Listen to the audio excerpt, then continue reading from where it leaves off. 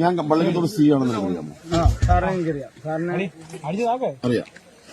ഇത് കഞ്ചാവാണെന്നും ഇത് മയക്കുമരുന്ന് ഇനത്തിൽപ്പെട്ട് സർക്കാർ നിരോധിച്ചിരിക്കുവാണെന്നും അറിയാമോ? അതും അറിയാം. അത് എന്ന് നിരോധിച്ച്, ആര് നിരോധിച്ച്, കേരളത്തിലെപ്പം നിരോധിച്ചെന്നെല്ലാം അറിയാം. അതിനെപ്പറ്റി അറിയാം. ഇത് ഈ പറയുന്ന സംഭവം മയക്കുമരുന്ന് വെച്ചിട്ട് കേരളം മുഴുവൻ ഡ്രഗ്സിന് അഡിക്റ്റ് ആയിട്ടുള്ള ഒരു കൂട്ടം ആൾക്കാരാണെന്നുള്ളതിനെ പറ്റി അറിയാമോ? അതല്ല, അതിനെ ഒരു കൂട്ടം ആൾക്കാര് എന്നെ സാറിന് ഇപ്പൊ ഒരു പഞ്ചായത്തിൽ 1000 പേരുണ്ടെങ്കിൽ അതിലൊരു 10 പേരെ കഞ്ചാവ് അടിക്കുന്നുള്ളൂ. പക്ഷെ ഈ 1900 പേരും മദ്യം അടിക്കുന്നത്. അപ്പൊ ഒരു സ്ഥലത്ത് പ്രശ്നം നടന്നു കഴിഞ്ഞാൽ ഏറ്റവും കൂടുതൽ പ്രശ്നം ഉണ്ടാക്കുന്ന മദ്യം കൊണ്ടല്ലേ. പക്ഷെ പിടിക്കുമ്പോൾ ജനങ്ങൾ പറയുന്ന ഉണ്ടാക്കുന്നതാണ് കഞ്ചാവ്.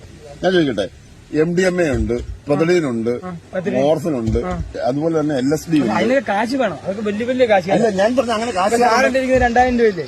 ഈ 2000 രൂപയുടെ ഡബിൾ വേണം MDMA മേടിക്കാൻ. ഞാൻ പറഞ്ഞ ഈ 2000 രൂപ നീ ഇത് വിറ്റിട്ട് കിട്ടിയ കാശല്ല. പക്ഷെ ഈ 2000 ഡബിൾ വേണം MDMA മേടിക്കാൻ. അപ്പൊ ആരും പോവും. ഞാൻ പോകത്തില്ല ഒരിക്കലും. എനിക്കത് എത്ര പങ്കുണ്ടെങ്കിലും ഞാൻ MDMA കാശ്. അപ്പൊ നീ ഇപ്പോഴും വിചാരിക്കുന്നതും വിശ്വസിക്കുന്നതും ഈ മയക്കുമരുന്ന് വിൽക്കുന്നത് തെറ്റല്ല എന്നാണ്? മയക്കുമരുന്ന് എല്ലാം തെറ്റാണ്.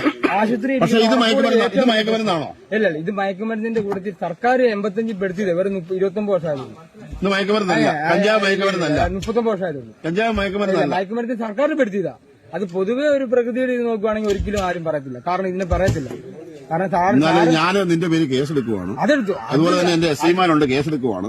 ഇത് മയക്കുമരുന്നായിട്ടാണ് സർക്കാരും എല്ലാം കണക്ക് കൂട്ടുന്നത്. നീ ഇത് വിറ്റിട്ട് കിട്ടിയിരിക്കുന്ന പൈസയാണ്, നിന്റെ മൊബൈൽ ഫോണാണ്, വിൽക്കാൻ വേണ്ടി വെച്ചിരിക്കുന്ന പൊതിയാണ്. അതുപോലെ തന്നെ നിന്നെ നിയമപ്രകാരം അറസ്റ്റ് ചെയ്തിട്ട് കേസെടുക്കുക. ഓക്കെ, അത് അങ്ങനെയാണല്ലോ. അത് ഓരോരുത്തരും ജോലിയുടെ. ശരി, ഓക്കെ, താങ്ക് യു.